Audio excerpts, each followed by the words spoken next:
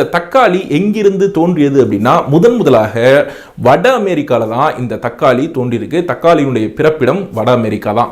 16ஆம் நூற்றாண்டிலேயே தக்காளியை அவர்கள் உணவுக்காக பயன்படுத்தி இருக்கிறாங்க. அது சம்பந்தமான குறிப்புகள் இருக்கு. தக்காளிக்கு இது மட்டும் தான் வரலாறா அப்படின்னு பார்த்தோம் அப்படின்னா அதெல்லாம் இல்ல. அதை தாண்டி ரொம்ப பெரிய ஆளாவே இருக்காரு இந்த தக்காளி. என்ன அப்படின்னா 18ஆம் நூற்றாண்டுல பிரெஞ்சு புரட்சி ஏற்படும் போது புரட்சிக்காரர்கள் அந்த அரசுக்கு எதிராக மிக தீவிரமாக கலகம் செய்கிற போது அந்த புரட்சிக்காரங்க கைகளில் நிறைய ஆயுதம் வச்சிருந்தாங்க. அந்த ஆயுதத்தை வைத்து எதிரியை தாக்குனாங்க. அதுல ஒரு குறிப்பிட்ட ஆயுதம் தான் இந்த தக்காளி. தக்காளி சிகப்பு நிறமா இருந்ததுனாலையும் தூக்கி அடிக்கிறதுக்கு ரொம்ப வசதியா இருந்ததுனாலையும் தக்காளி புரட்சியில ஒரு முக்கியமான பங்கை கடந்த காலங்களில் வகிச்சிருக்கு.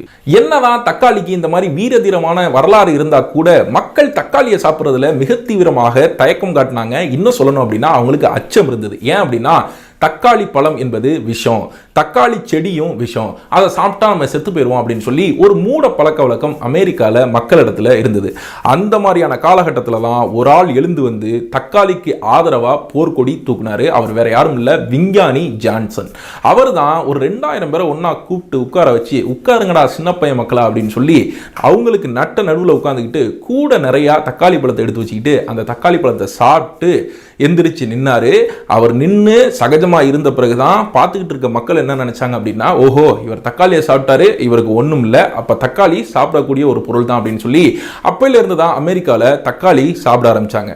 இதே மாதிரி வரலாறு பிரிட்டனுக்கும் உண்டு. பிரிட்டன்லையும் தக்காளி பற்றி மிக தீவிரமான வதந்தி இருந்தது. அது விஷம், அதோட செடி விஷம் அப்படின்னு வதந்தி இருந்தது. அங்கும் மக்கள் காலப்போக்கில் தக்காளியை சாப்பிட்ற ஒரு நிலை வந்தது. இன்னும் சொல்லணும் அப்படின்னா இத்தாலியிலையும் இந்த பிரச்சனை இருந்தது. இத்தாலியில மிக தீவிரமாக மக்கள் தக்காளியை வெறுத்திருந்தாங்க. தக்காளி பக்கத்திலேயே போறதில்லை, அது விஷம் அப்படின்னு நம்பியிருந்தாங்க. ஒரு காலகட்டத்துக்கு அப்புறம் இத்தாலியில மிக தீவிரமாக உணவு பஞ்சம் வந்த பிறகு வேற வழியே இல்லாமல் தக்காளி அவங்க சாப்பிட ஆரம்பிச்சாங்க. காலப்போக்கில் தக்காளி அவங்களுக்கு ரொம்ப பிடிச்சிருச்சு. இந்த மாதிரி எல்லாம் ஒரு சமாச்சாரம் நடந்துகிட்டே இருக்கும்போது ஆப்பிரிக்க மக்கள் தக்காளியை சாப்பிடாம அது ஒரு அழகு செடியாக வளர்த்தாங்க. அதனுடைய பழமும் அதனுடைய காயும் ரொம்ப அழகா இருக்கு, அந்த செடி ரொம்ப அழகா இருக்கு அப்படின்னு சொல்லி தங்கள் வீட்டுக்கு முன்பாக தோட்ட செடியாக அதை வளர்த்தாங்க. அப்ப கூட அதை உணவுக்கு எடுத்துக்கல.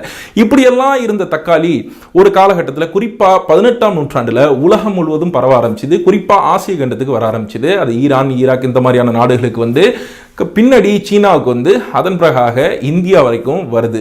இந்த தக்காளியை பொறுத்த வரைக்கும் ஒரு விஷயம் ரொம்ப முக்கியமாக கவனிக்க வேண்டியது, தக்காளி உண்மையிலேயே உடம்புக்கு ரொம்ப நல்லது, கண் பார்வைக்கு நல்லது, தோல் சம்பந்தப்பட்ட வியாதிகளுக்கு ரொம்பவே தக்காளி நல்லது. தக்காளி ஆரம்ப காலகட்டத்தில் ஏழைகளுடைய ஆப்பிள் அப்படின்னு சொல்லி அழைக்கப்பட்டது, தங்க ஆப்பிள்னு சொல்லி அழைக்கப்பட்டது, காதல் ஆப்பிள் அப்படின்லாம் பேர்ல தக்காளி அழைக்கப்பட்டது. ஒரு காலகட்டத்தில் அதை ஏழைகள் பயன்படுத்திட்டு இருந்தாங்க. அதன் பிறகாக எல்லா தரப்பு மக்களாலும் தக்காளி பயன்படுத்தப்பட்டு வருது. எல்லோருடைய வீட்டிலும் எல்லோருடைய உணவுப் பொருட்களிலும் தவிர்க்க முடியாத அத்தியாவசியமான ஒரு விஷயமாக தக்காளி மாறிடுச்சு. தக்காளி எப்பொழுதுமே உலகத்தை பொறுத்த வரைக்கும் ஒரு கேள்விக்குரிய விஷயமாகவே இருந்திருக்கு. என்ன அப்படின்னா நம்ம அடிக்கடி கேட்போம் இல்லையா, முட்டை முதல்ல வந்ததா இல்ல கோழி முதல்ல வந்ததா அப்படிலாம் கேட்போம்ல. உண்மையிலேயே தக்காளி பழமா காயா அப்படின்னு சொல்லி நீண்ட நாட்களாகவே உலகம் முழுவதும் ஒரு கேள்வி கேட்கப்பட்டு கொண்டே இருக்கு. அதற்கு விஞ்ஞானிகள் தரக்கூடிய விளக்கம் என்ன அப்படின்னா, விஞ்ஞான பூர்வமாக தக்காளி என்பது பழம், உணவுபூர்வமாக தக்காளி என்பது காய்கறி அப்படின்னு சொல்லி முடிக்கிறாங்க. இதுதான் தக்காளியினுடைய வரலாறு.